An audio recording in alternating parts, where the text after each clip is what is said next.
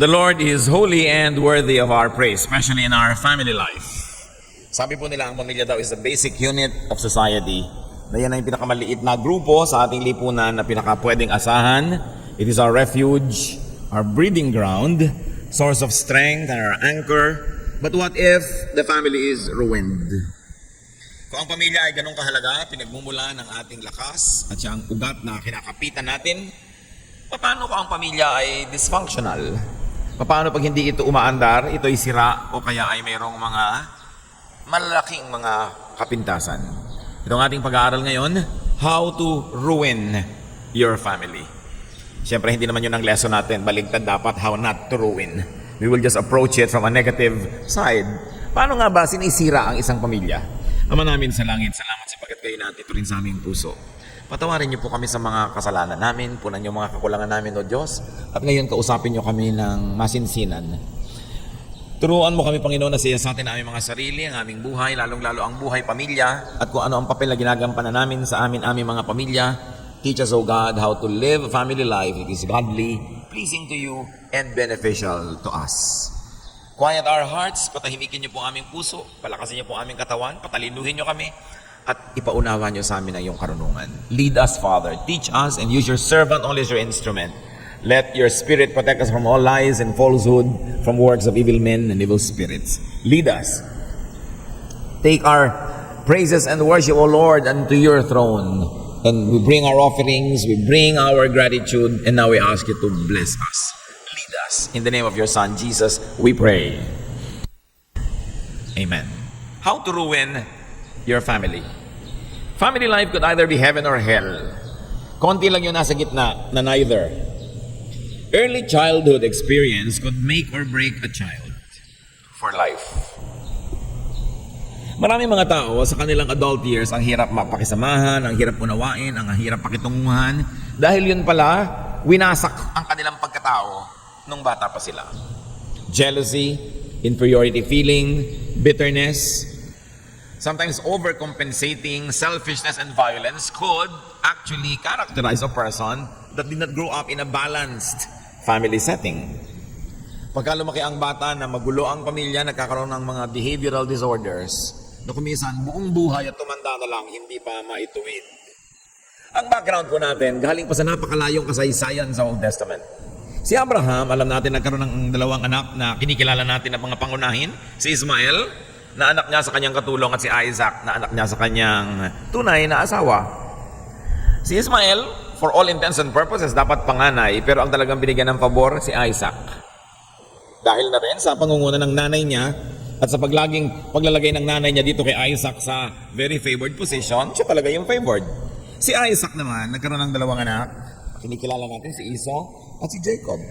Panganay si Esau, tulad ni Ismael, pero wala ring nakuha dahil ang naging paborito ay si Jacob. Dahil si Jacob ang nanay's pet. Pinalaki pa nga ng nanay niya itong si Jacob na dinadaya nila yung tatay para lang magkaroon ng special favors para dito kay Jacob. So ano pa sa palagay nyo ang gagawin ni Jacob pag siya na ang tatay, edi magte-play favorites din? Si Abraham may paborito, si Isaac. Si Isaac may paborito, si Jacob. At si Jacob, itutuloy niya ang pangit na family tradition na ito. Sa katunayan, dalawa ang kanyang official wives, si Leah at si Rachel. Paborito niya si Rachel, si Leah, kawawa naman. At nagkaroon pa siya ng anak sa dalawa niyang katulong na babae na kaugalian ng unang panahon. 12 anak na lalaki, itong si Joseph ang paborito. Palibas at anak ng paboritong asawa niya na si Rachel.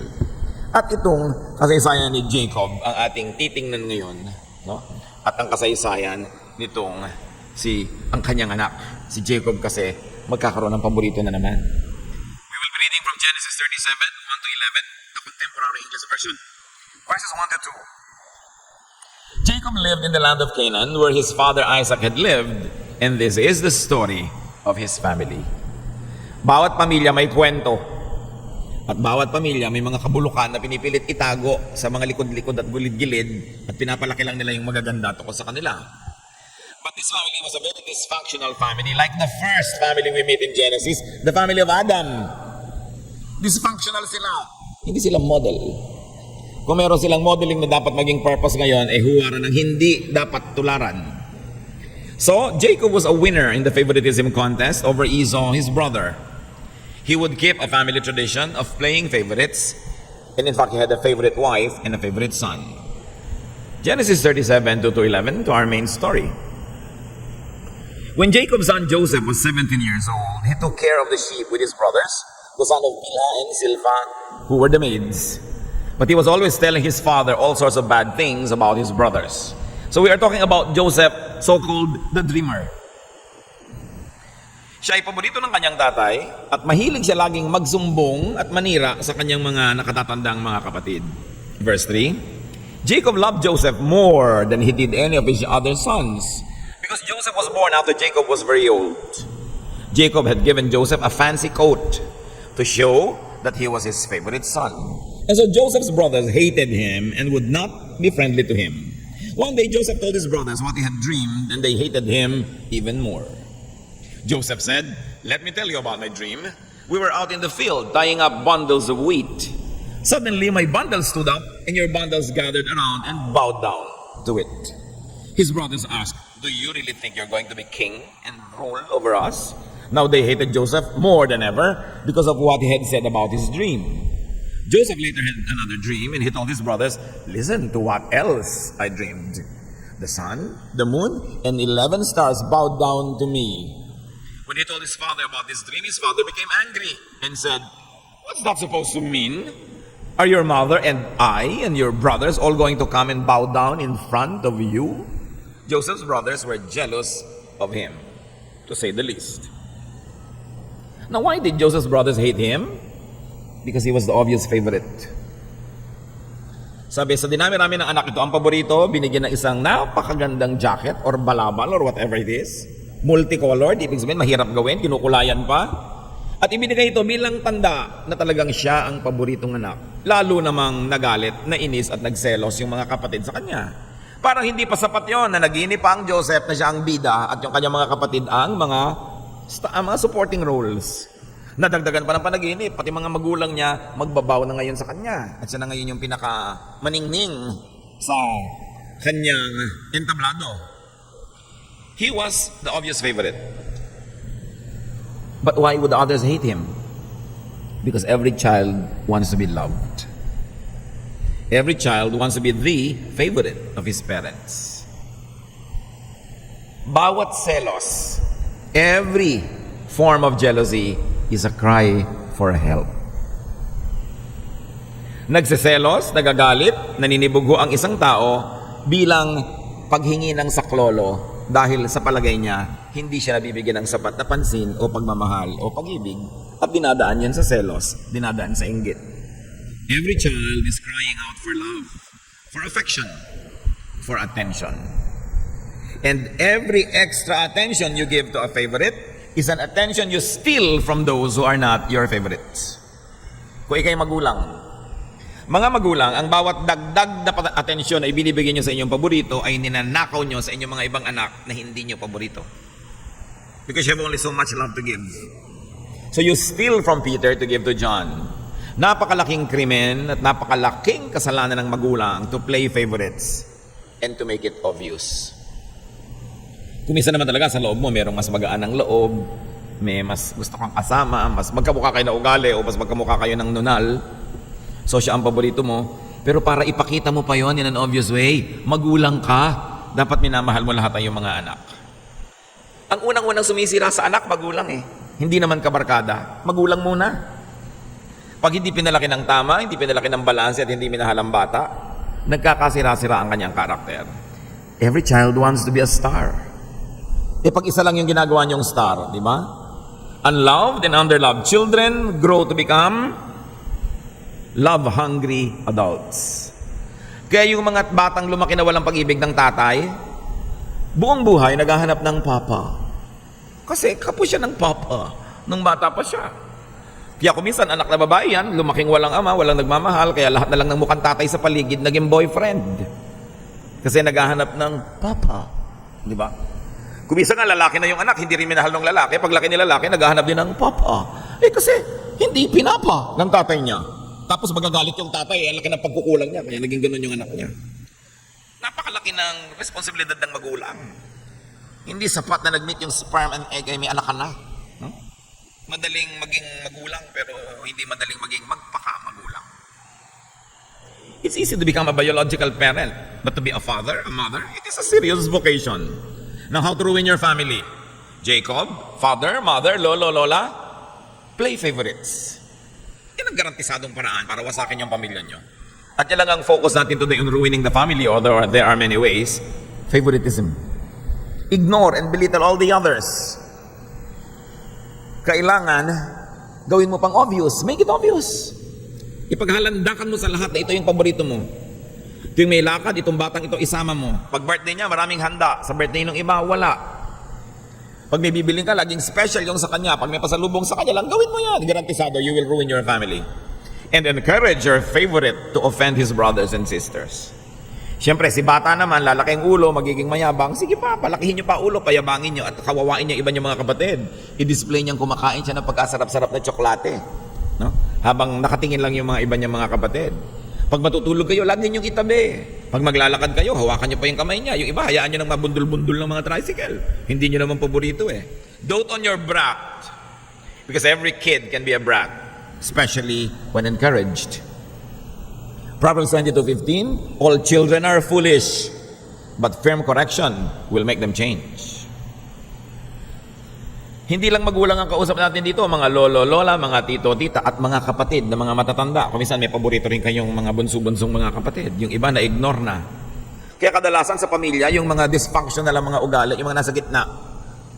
Kasi yung panganay napansin dahil una, yung mga bunso napansin dahil huli na, yung mga nasa gitna, parang, nandyan ba kayo? Hindi napapansin madalas. Now, ikaw si Joseph, ikaw yung favored child. How to ruin your family? Backstab your siblings. Siraan mo yung mga kapatid mo.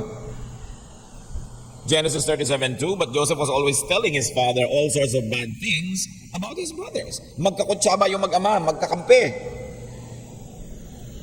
And Joseph, paborito ka rin lang, display your multicolored coat. Ipakita mo. Binigyan ka na nga ng palihim ng tita mo ng konting pera, bilangin mo sa harap ng iba mong mga pinsan at kapatid na hindi binigyan. Ipagyabang mo. Para mainis sila sa'yo. No? Promote yourself. Mang-inggit ka, mag-inarte ka pa. Make everyone envious of you. Alienate and anger them. Push them away from you. Teach them to dislike and even hate you. At pag namatay na yung mga matatanda, ikaw na lang kasama ng mga kapatid mo, lagot ka. Sige, ilayo mong loob ng mga kapatid mo sa'yo. Indulge in self-promotion and get hated all the more. What's more, you are the favorite, put your loving parent in a bad light. Hayaan mong magalit yung mga iba mong kapatid sa mga magulang mong paborito ka. Huwag mong pagmalasakitan yung magulang mo. Hayaan mong kamuhian ng iba mong mga kapatid. Sirain mo ang pamilya mo. Make your siblings angry with him or with her, your father or your mother. And if you could, offend even your doting parent. Kung nakakalusot naman, pati magulang mo, suwagin mo. Para magkasira-sira na kayo, bilisan mo. Para pag nalungkot ka, walang dumamay sa'yo. Para pag nangangailangan ka, wala kang katulong. Para mag-isa ka sa buhay. Ngayon, ikaw naman si non-favorite, mas marami ito. Huwag kayong mag-alala mga hindi paborito. Malaking asosasyon ito. Maraming members, no? Hindi kayo paborito, pangit ang kalagayan nyo, di papangitin nyo pa. No? Worse than you're already bad press. Hate the special prince and princess. No? Joseph was hated, sabi sa Genesis 37:4, and so Joseph's brothers hated him and would not be friendly to him. Sige, kamuyan nyo. Ipahamak nyo. Pag-usap-usapan nyo yung paborito. Show your resentment. Be affected negatively. Bring out the worst. Bring out the evil in you. Total, hindi ka paborito. Lalo mong inisin yung paborito. And therefore, prove yourselves unworthy of being loved by your parent. Dahil sa pangit na ugali mong ipinapakita, dahil nagsiselos ka, naiinggit, patunayan mo sa magulang mo na tama nga sila, na hindi ikaw ang paborito nila. Di ba kung hindi ikaw ang paborito, tas ang ganda-ganda ng behavior mo, mag-isip-isip naman yung magulang mo, teka, mahusay naman tong anak ko na to ah. Pero pagka sinabi ng magulang mo na, alam mo, kaya yung paboritong ko, yun, tingnan mo tong asal itong isang ito, kay sagwa. Lalo mong binibigyan ng dahilan yung may ayaw sa'yo na ayawan ka nga. Kailangan kumikilos ka rin dyan. Prove your biased parent right, na tama yung kanyang choice. Then push your parent to be more protective of the favorite. Lagi mong i-attack, lagi mong simangutan, lalo mong kainisan, at itutulak mo lang yung magulang mong lalong ipagtanggol yung kapatid mo na yon. These Genesis families really have started it all. No? Dapat huwag silang tularan. Mga lessons mga kapatid. Parents of authority or persons of authority like parents, officials and leaders in organizations and schools, offices, judges, you are all to be impartial. You should not play favorites. And if it cannot be helped because yun ang nararamdaman nyo, at least don't display it. Psalm 33, 4-5, the Lord is truthful. He can be trusted. He loves justice and fairness, and He is kind to everyone, everywhere on earth. Yun daw ang gusto ng Panginoon. Pantay-pantay na pagtingin. Lalo galing sa magulang. Yung iba naman, ang paborito, hindi yung person, yung gender. Paborito ng tatay ang mga anak na babae o lalaki. Paborito ng nanay ang mga anak na lalaki o babae. Basta lalaki ka, ikaw ang paborito. Basta babae ka, ikaw ang paborito. Hindi nadaan sa ganon. Pare-pareho lang tao ang tao, mga babae at mga lalaki. Naghahanap ng pagtingin, naghahanap ng pag-ibig, naghahanap ng pangunawa. Kaya lalaki, kaya babae yan. Parents are to be representatives of God on earth. Therefore, yung pag-ibig ng Diyos dapat unang-una nakikita sa magulang. Impartial, fair. Deuteronomy 16, 18-19. Appoint judges and officials for each of your tribes in every town the Lord your God is giving you. And they shall judge the people fairly. Do not pervert justice or show partiality. Kung sa mga hukom doing their profession, tinuturuan na maging patas ang pagtanaw, lalo naman sa magulang, dapat pa bang ituro yon? Kung ikaw mismong magulang, yung mga apik at magpupwera ng anak mo, sino pang aasahan mo na tatangkilik sa anak mo na yan? Ngayon, maraming observers. Halimbawa, hindi kayo magulang, kayo yung tiya, kayo yung tiyo, kayo yung lolo't lola, kayo yung kaibigan ni magulang. Watch for favoritism around you. And do what you can to eliminate or minimize it. Lahat tayo may magagawa. Napapansin nyo, yung kapatid nyo may paboritong anak. Pansinin nyo naman. Kasi yung mga anak niyan, wala namang masyadong boses sa magulang, lalo't maliliit pa. Sabi mo, ate, obvious naman na paborito mo yung isang anak mo na yan. No? Bawas-bawasan mo naman, kawawa ibang anak mo. Dapat nagpapaalala tayo. Ang paalalay gamot sa taong nakalilimot. Kailangan nag-o-observe tayo dyan. Mag-asawa. Paborito ng asawa mo yung isang anak? Paalalahanan mo ang asawa mo. Aba naman, anak natin lahat yan. Kung niloloob mo man, nasa kaloob-looban mo, meron ka talaga itinatangi, huwag mo nang gawing obvious. At kung nakikita nyo, tuloy ang nangyayari ganito Pag nakikita ng tatay, sobrang paborito ng nanay yung anak 1. Si tatay, pinafavorite si anak 2 para huwag naman makawawa. Nadi-divide ang pamilya. Mag-ama here, mag-ina there. Ganun ba dapat yun? Kaya dapat itinutuwid. At mga mahilig magpaborito, pag itinutuwid kayo ng asawa nyo o mga kapatid nyo o kaibigan nyo, huwag kayong pasaway. Huwag kayong matigas ang ulo. Mahirap magpaalala kasi kung magpapaalala ka, nakikiramdam ka pa, baka magalit, tumatiming ka pa. Yung may naglalakas ng loob para magpaalala sa inyo, pasalamatan nyo, ay salamat, nagpaalala ka. Baka nga nakakalimot na ako. Hindi yung magagalit pa kayo ngayon sa nagpapaalala sa inyo, nagmamalasakit lang yung tao. Kailangan nire-review natin yan. Balance situations of favoritism when you have the power to do so. Give more to those who get less. Para magkaroon naman ng balanse. Ngayon, non-favorites, yung maraming members ng asosasyon ng mga hindi paborito ng magulang. No? Check yourself. Usually, may good points or may assets ang favorites. Usually, binubulag tayo ng inggit, ng selos. Hindi na tuloy natin nakikita ko minsan, tama naman pala yung magulang ko na favorite si ate o favorite si kuya o favorite si nene. Non-favorites have common denominators. At huwag kayong magagalit, ha? Mga non-favorites. Marami sa mga non-favorites, usually talaga unnice, unpleasant. No? Maskad ang mga ugali. Mahilig manimangot. Mahilig magreklamo. Ayaw sumunod sa utos. Matitigas sa mga ulo. Hindi lahat, pero marami. Dahil bakit naman? Anong dapat niyong gawin para yung sarili niyong magulang hindi kayo magustuhan? Surely, you're very successful in destroying yourself. Pero mo sarili mong magulang, di ka gusto. Huwag tayong laging magtampo, huwag tayong laging magalit. Mag-isip-isip ka, ba't kaya ako ayaw ng magulang ko? Ba't kaya hindi niya ako gusto? Ba't pag may lakaran, ayaw akong isama? Diba? Baka naman mami, yung nanay mo medyo mahilig magpostura, tapos yung sasama ka, mukha kang basahan, hindi ka nga isasama. Babagay mo rin syempre doon sa gustong i-project ng pamilya nyo na image. Kaya naniniwala ka doon kaya hindi, kung gusto mong kasali ka. Meron naman walang good manners and right conduct. Isasama sa mga handaan para ka nagsama ng kambing. Kinain na pati plastic. So hindi ka na isasama uli. Meron naman talaga mga anak, uutusan mo, bukas pa susunod, dadabog-dabog. Hindi mo na tuloy paborito. Ang lagi mo nalang uutusan yung palasunod. So, huwag muna kayo magtampo ha, mga hindi paborito. Manalamin muna kayo. Para maisip nyo kung bakit hindi. Kasi usually, bulag na bulag tayo sa mga sarili nating kapintasan. Non-favorites are usually trying too hard or unnatural. Nakita mo, ay may kapatid ako, paborito ng nanay ko, lagi naka-red. Magre-red ka rin para maging paborito ka. May mga ganun, ginagaya mo yung mga kilos, mga asal, mga paborito. Hindi ka naman likas sa'yo. Lalo ka lang tuloy nakakainis tingnan. No? Kasi hindi naman bagay sa'yo. So, trying too hard, kinukopya yung favorite o yung star. No? Sabi nga nila, don't be a cheap, trying hard copycat. Be original. Para kung ano yung likas sa'yo. Marami mga non-favorites, hindi nila ito tatanggapin, pero abrasive and offensive. Minsan ang lalim, hindi mo malaman kung anong iniisip. Ang layo-layo ng tanaw, pakikiramdaman mo pa, huhukayin mo pa yung loob para mo malaman. So, water follows the path of least resistance. So the parents will now gravitate towards those who are easier to deal with. Marami pa sa mga hindi paborito sila yung jealous and hard to be with. Hindi lahat. Meron talaga biktima ng mga kamalian ng magulang, pero meron naman talagang sila ang nagtuturo sa marami na huwag mo kong gawin paborito. May pinagmamalaki pa nga, alam nyo, madaming taong naiinis sa akin kasi nakakainis ako. Walang biro, may mga kilala kong ganyang tao, ipinagmamalaki pa nila. Sabi niya, alam mo kung anong gift ko? Manginis. Bakit nga ba may taong gano'n? Hindi ka naman inaano, naiinis ka na. Nandun lang siya. Bakit mabigat ang dugo ko sa taong to? Hindi ka naman inaano. Kasi usually, yung vibration na nanggagaling sa kanya, yung energy, negative. Yung spirit mo ngayon, beyond words, beyond reason, naiintindihan yung vibration na yun, kaya lumalayo.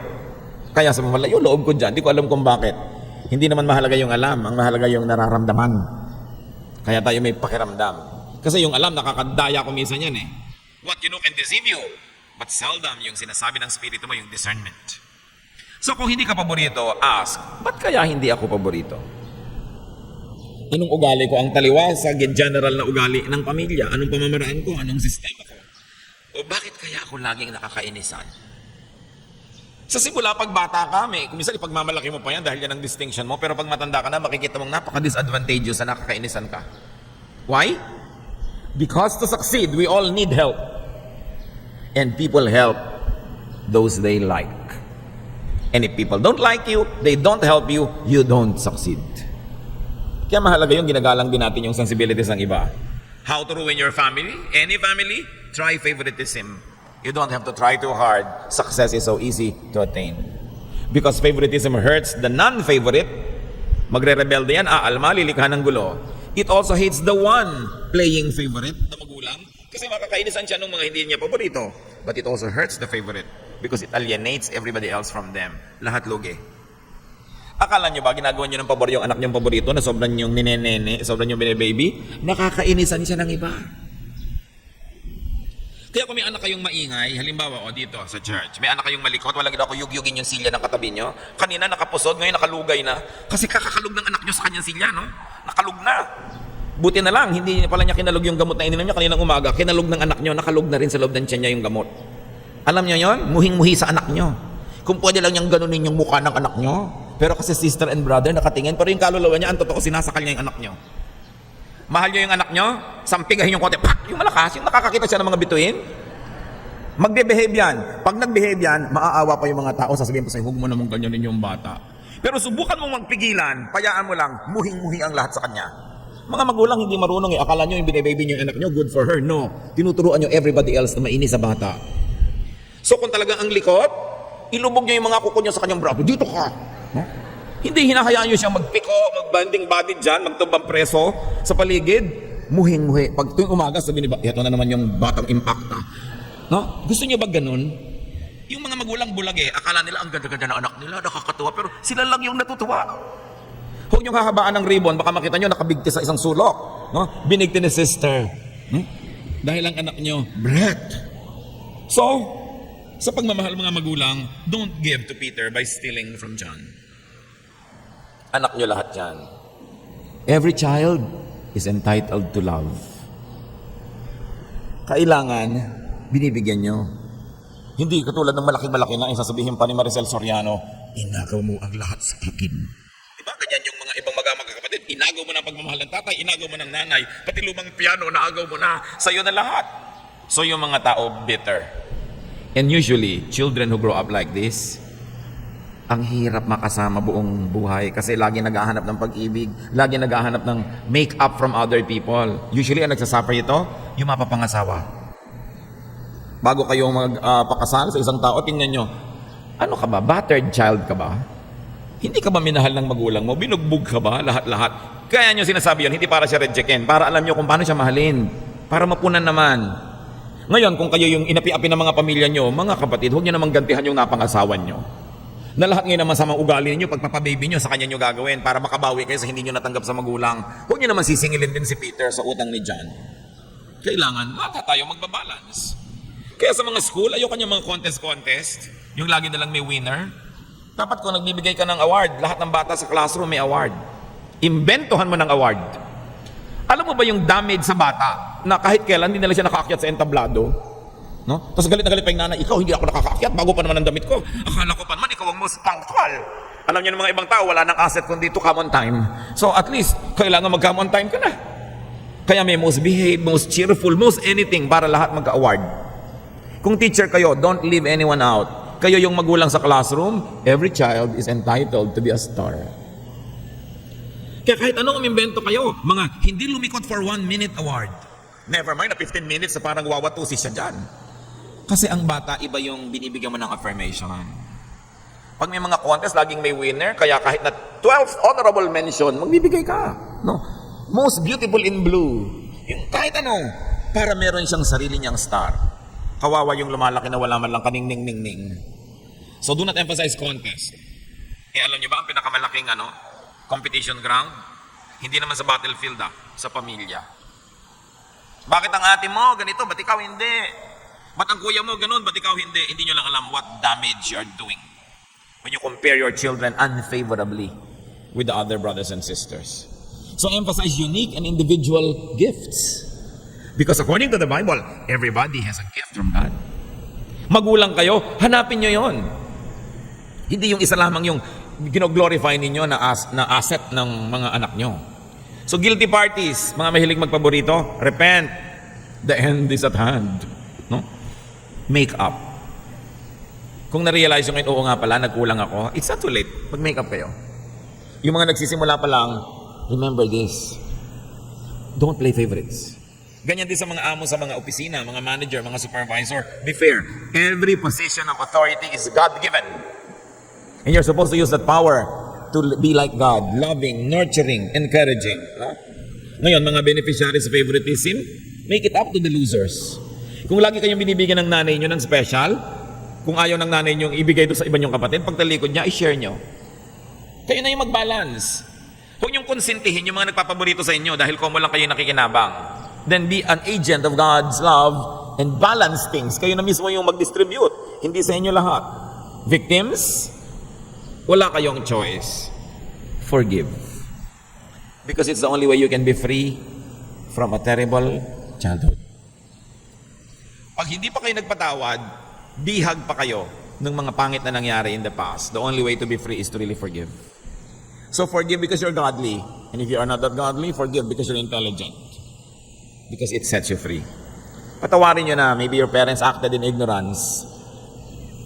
Maybe yung mga paborito nyong kapatid were young, so hindi nila alam how to balance it. At kung kayo ngayon, among all your family members ang na-expose sa Bible, kayo yung nakakilala sa Panginoon, of course, kayo yung binigyan ngayon ng maraming spiritual blessing. Anything and everything is possible with God. He who is in Christ is a new creation. The old is gone. The new has come. Huwag niyong hayaan na yung dati niyong pagkatao noon na inapi-api, na gustong makigante, yung bitter, yung laging galit, siya pa yung manaig ngayon. Binigyan na kayo ng Diyos ng kapasidad na maging bago. Huwag niyong sayangin yon. Magbago. Dahil pwede. Baguhin yung attitude. Patawarin yung mga nagkamali noon. Begin again. Have a new life. And never continue this bad tradition into the next generation. Kung kayo na yung magulang, kayo yung magiging magulang, putulin nyo na ang curse na yan. Marami kasi pinalaki ng ganon sa violence, tapos hindi nila napapansin sila ngayon violent parent na rin. Kasi mga kapatid, pag hindi natin ito lubos na binigyan ng pansin, you will simply become like your father or mother. Genetics, culture, no? Nurture, the way you were raised, family tradition will always be on automatic. If you don't do anything on manual, the automatic will take over. You will become like your parent. So kung meron kayong mga ugali ng magulang yung hindi nyo gusto, hindi nakabuti sa inyo noon, manalamin kayo, baka kayo na yun ngayon. At tanggalin nyo yan. For the sake of your children and for your sake. And for the sake of your faith in the Lord. Kasi pwede naman yan ang pinakamaganda dyan. Pwedeng maiba ang lahat. Pwedeng magbago. And we can do all things through Christ who gives us strength. Huwag tayong maging victim forever. Marami sa atin yan, victim. Lalo sa Pilipinas, matang 8 kayo magkakapatid. 7, no? Yung nakaraang generation, ngayon mga 3, minsan 2. Minsan nga isa lang nga, hindi ka pa ikaw paborito eh. No, talaga sobra ka namang minamalas niya. Kaisa-isa ka ng anak, hindi ka pa paborito. At least, alam mo, isipin mo, mahalawan ako ng Diyos. Diba? At ang Diyos, marunong magmahal yan sa akin. Pero huwag niyong gawin niyo na empty comfort. Kasi yun ay totoo. Kaya may Diyos. Lahat ng pagkukulang sa atin ng tao na dapat sana pumupuno sa atin, pupunan niya ng Diyos. Pero ialay natin ang ating puso, punuin natin ang puso natin ng Espiritu ng Diyos, and there will be balance. Then learn, improve on yourself, and improve the next generation. Maraming ugali ang mga pamilya hindi maganda. But you have to be conscious para hindi na bumalik at magpaulit-ulit pa. Ama namin, alam niyo kung sino-sino sa amin dito ang mga biktima ng favoritism. Alam niyo rin kung sino ang guilty of practicing it. Alam niyo rin kung sino yung mga nagiging paboritong nagbe-benefit. Turuan niyo kaming lahat, Panginoon, na balansin ang mabuhay pamilya. Turo mo sa amin yung pamamaraan niyo na makatao, mabait, mabuti, mapagmahal. At sa lahat, lalong-lalo na ng mga naging biktima na ngayon ay mga anak mo na, turuan mo kami, Lord, to forgive, to forget the past, and to learn from it. Na maging mas mabuti kaming mga magulang kaysa yung mga magulang namin ay naging mabuti sa amin. Turuan mo kaming kopyahin yung magaganda nilang ugali at putulin at huwag nang ituloy pa yung hindi magaganda. Lalong-lalo kaming nakakilala sa iyong anak na si Jesus. Mas may kakayanan kami na baguhin at pagandahin ang buhay. Teach us. Magbulay-bulay tayo mga kapatid.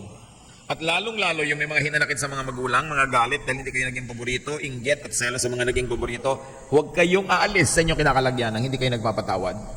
Inipon tayo ng Panginoon para tapusin na yan, burahin na, alisin sa ating buhay, para gumaan ang ating puso at maging handa tayong tumanggap ng maraming pagpapala. Let's bow before the Lord. Sino man sa inyo ang merong sama ng loob dahil hindi kayo naging paborito, ask God to give you grace and you forgive now. Decide in your heart to forgive. Set these people free from your anger and from your bitterness, and you will also be set free. At lahat ng guilty of practicing this, seek forgiveness from the Lord, and from now on, make up for it. Let's be alone with the Lord. Oh God, bless your people. Kung anong kulang, kung anong sobra, balansehin niyo po kami. Let's spend some time in quiet meditation before the Lord.